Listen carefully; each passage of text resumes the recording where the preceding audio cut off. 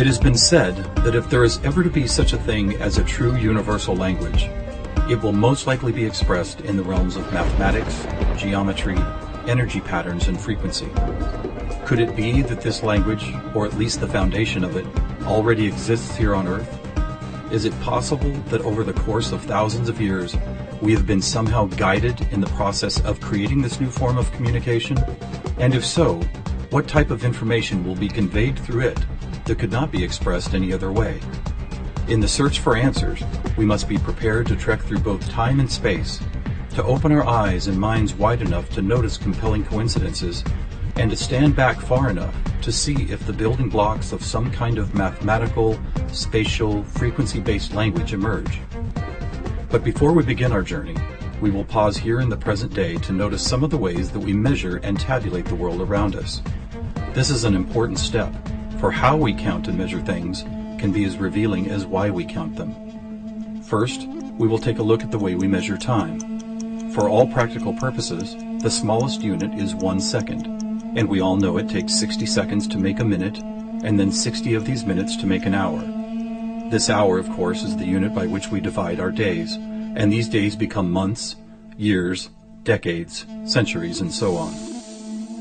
Speaking of 60, let's take a moment to notice that all geometry, whether it is 2 or 3 dimensional, is also derived from base 60 mathematics that provide the foundation for a 360-degree circle, which in turn provides us with all the angles and formulas for creating virtually every shape known to humankind.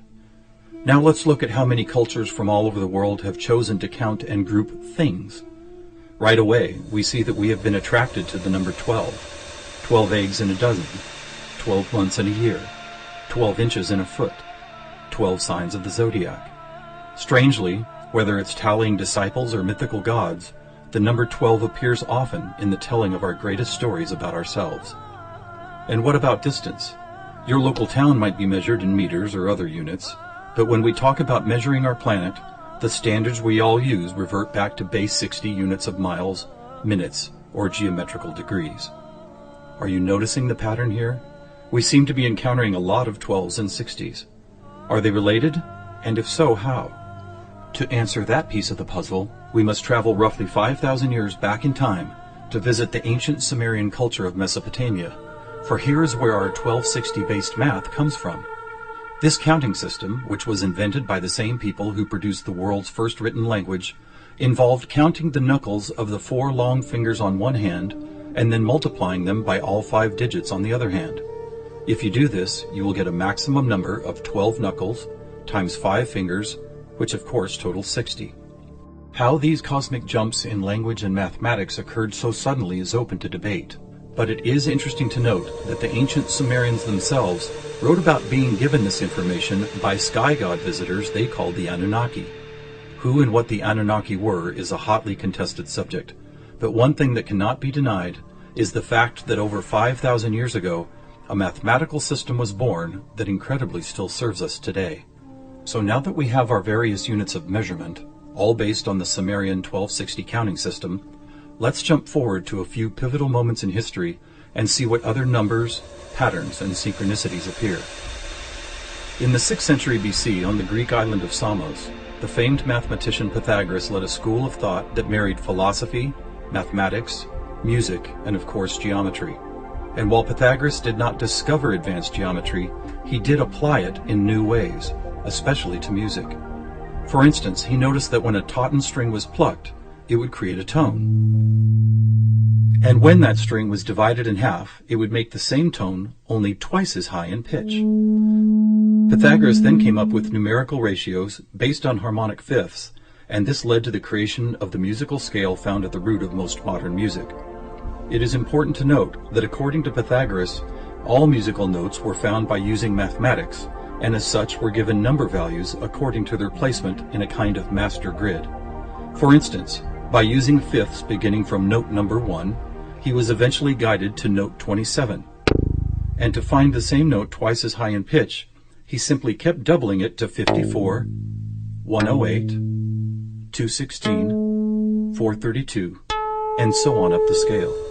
If you've ever heard of Pythagorean tuning, you know that the number 432 is quite important. To Pythagoras himself, it probably wouldn't have stood out more than any other in his numerical grid. But in our quest to find a universal language based on mathematics and frequency, this particular note represents a significant piece of coincidental evidence. You see, many ancient musical instruments, from Tibetan bowls to Native American flutes, happen to produce the same tone, a tone that vibrates at 432 cycles per second.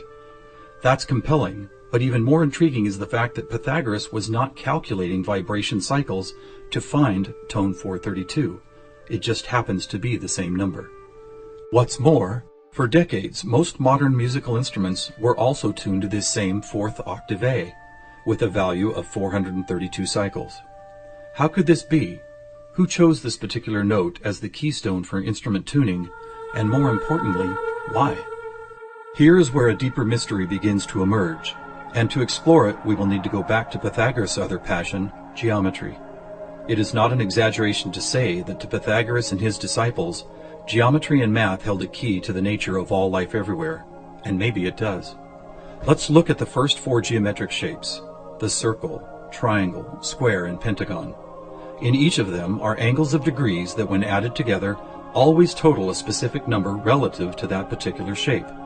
For instance, if we take a triangle, the sum total of all three interior angles is always 180.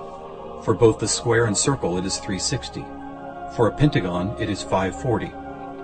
Now at this moment, let's step back and look at these numbers in a different way, as there seems to be something about them that reaches beyond a simple sum of angles.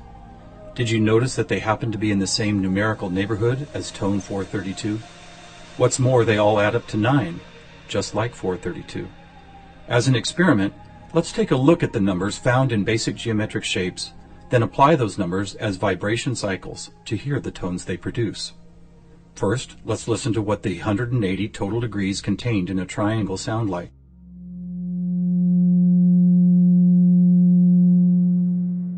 And here's a squares and circles 360 in cycles per second.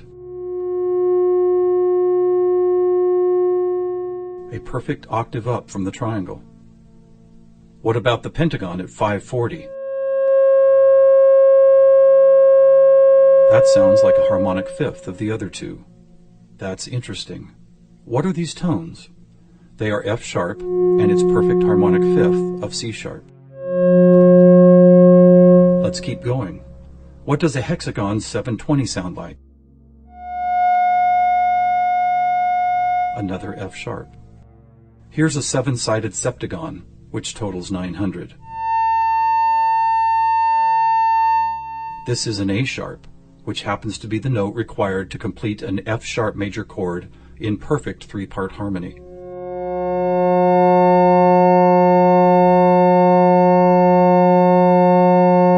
And finally the octagon, where we get 1080, another C sharp.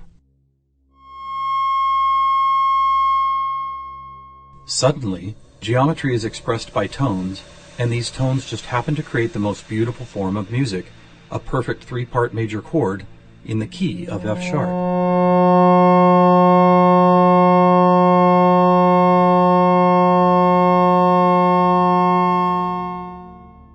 Is this something we've been missing for years?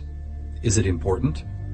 To the famous philosopher and mathematician Plato, the answer would have been a resounding yes, for it is Plato who advanced the study of two-dimensional geometry into three-dimensional geometry, and who began to recognize that nature, whether expressed as a tone, the petal design of a flower, or the spiraling design of a seashell, seemed to follow a 3D mathematical pattern. In fact, it became an obsession of Plato to try and find the simplest three-dimensional geometric shapes, and his quest ultimately revealed what we now call the Platonic solids. In essence, these forms represent the most elemental construction blocks found both in human-made and natural forms. So let's see if and how they fit into our geometry tone grid. First, there is the tetrahedron, or a three-sided pyramid comprised of four interlocking triangles. As we did before, let's add up all the angles found in those four triangles. The answer, 720, which we have already seen is the tone F sharp.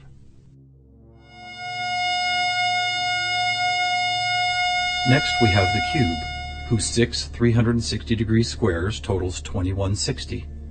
What does it sound like?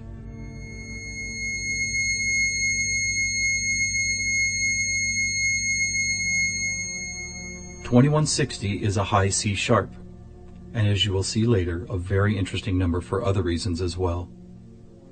Next up is the octahedron. Constructed of 8 triangles, this shape totals 1440, which is another perfect F sharp higher up the scale. The icosahedron is made up of 20 triangles, so the total number of degrees is 3600. As a tone, 3600 vibration cycles create the A sharp needed to complete yet another F sharp major chord that sounds like this.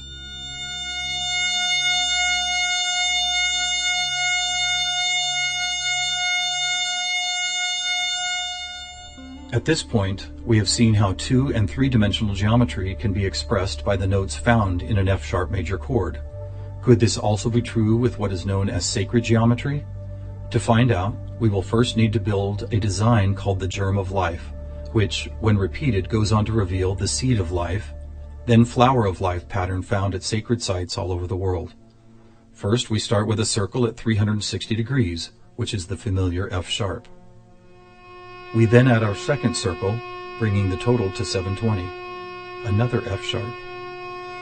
3 circles totals 1080, which provides the harmonic fifth of C sharp. 4 circles is 1440, another F sharp.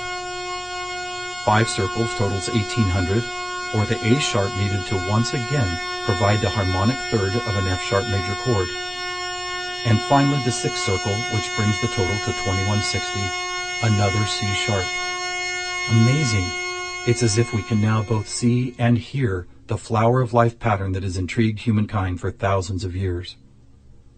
So now we have 2-dimensional geometry, 3-dimensional geometry, and even sacred geometry being represented by different variations of an F sharp major chord. How is this not common knowledge? How have we missed this connection? There are actually 3 explanations. 1, for reasons ranging from the mundane to the conspiratorial, musical instruments are no longer tuned to an A vibrating at 432 cycles per second, but rather 440. 2, modern tuning calls for equal temperament, which no longer adheres to Pythagoras' whole number simplicity. And 3, the tuning method required to reveal geometric shapes is based on a mathematical grid rather than mathematical ratios. This grid, if it had a name, would probably be called something like factor 9, because the number 9 is found not only in the sum of every note on the grid, but also as the number required to move up or down the scale.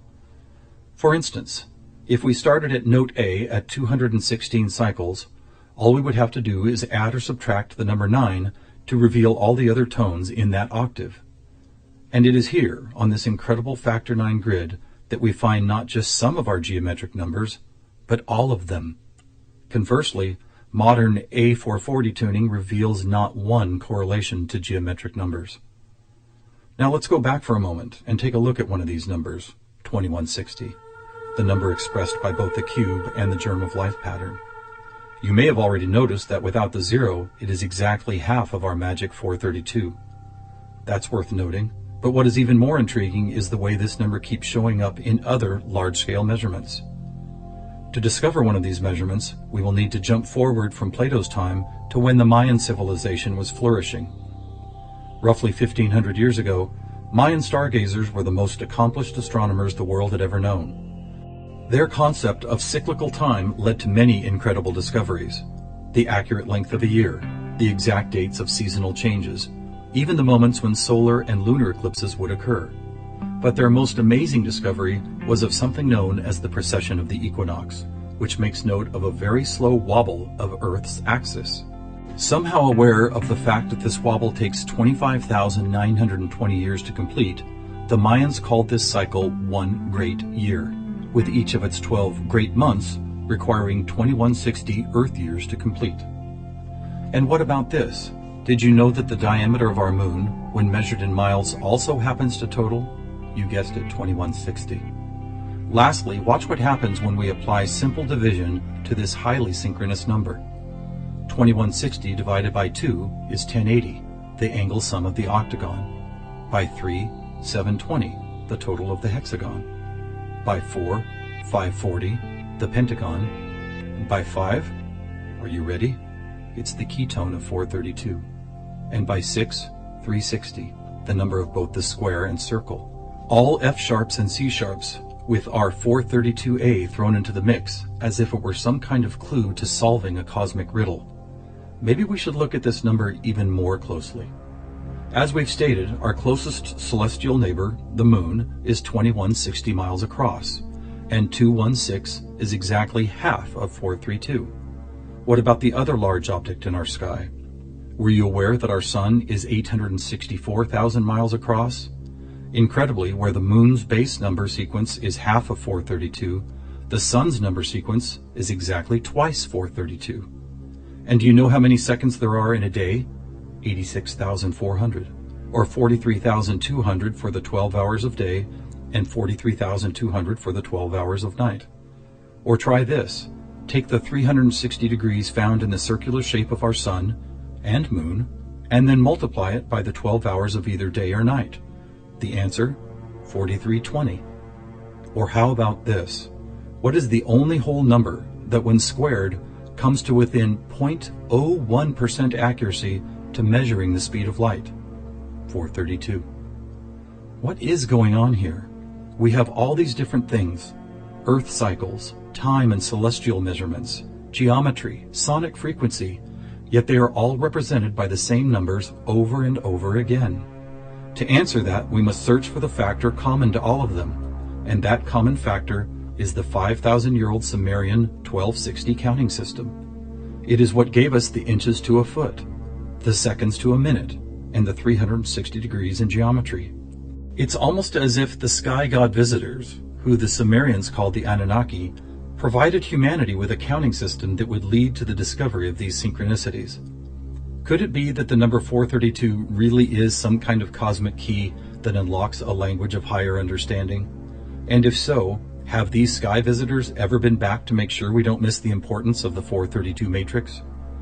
One possible answer can be found in the story of a man named George Van Tassel, a respected aeronautical engineer who believed he was contacted by extraterrestrial beings in the early 1950s. During this encounter, Van Tassel said he was provided with a mathematical formula that could be used for everything from time travel to sound frequency healing, and which he used to build the world-famous Integratron near Joshua Tree, California. What is this formula? It is F equals 1 over T, or frequency equals one particular something divided by the number of time. Well, what if that one something was the biggest one on our planet, the one great year of 25,920 discovered by the Mayans? And what if the number for time was the most logical choice of 60? Suddenly, this mysterious equation is expressed as frequency equals 25,920 divided by 60. Are you ready for the answer? It's 432. Not only the frequency that instruments all of the world have been tuned to for thousands of years, but also the number that reveals the synchronistic nature of life on this planet. Noticing all these coincidences revealed by the 432 matrix and the Sumerian counting system, we must wonder if other ancient cultures were aware of them as well. Just scratching the surface, it would seem that they were. For example, let's take the Sumerian 12 and square it for a total of 144. Right off, we see that it is indeed a number and tone contained within our factor 9 grid. Expanding outward, we find 1440, then 144,000, which is a number that appears all over the world in the most compelling of ways.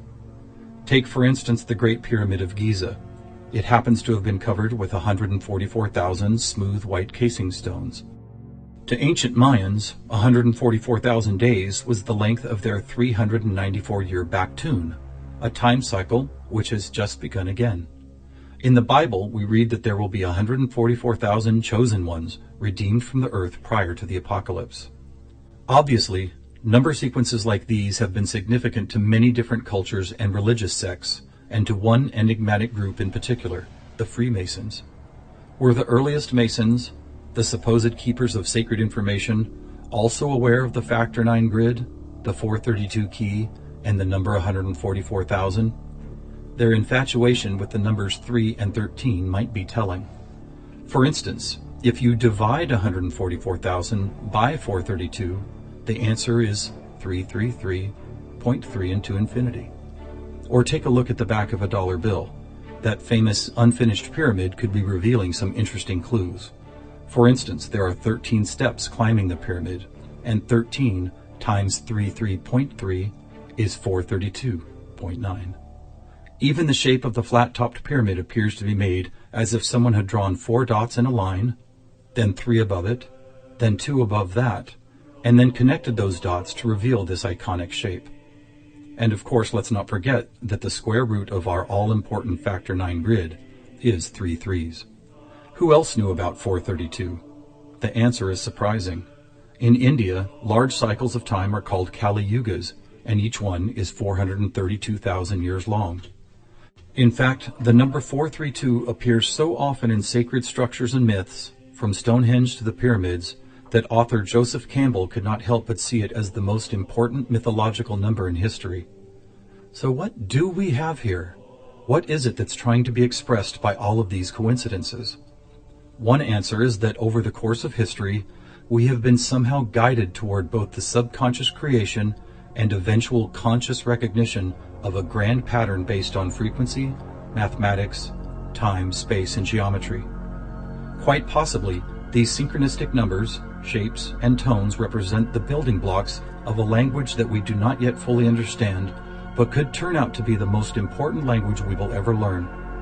How will we use it? Who will we be conversing with? Time will tell. Thousands of years ago, from locations all over the globe, various prophets, shamans, and seers described an era when humanity would make some kind of cosmic leap into a next level of consciousness.